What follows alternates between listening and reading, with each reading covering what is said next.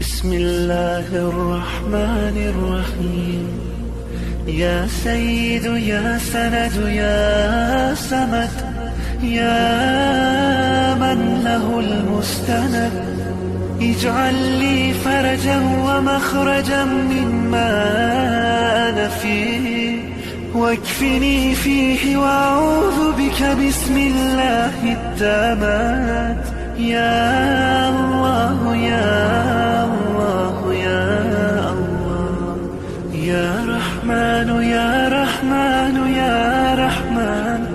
يا رحيم يا رحيم يا رحيم، يا خالق يا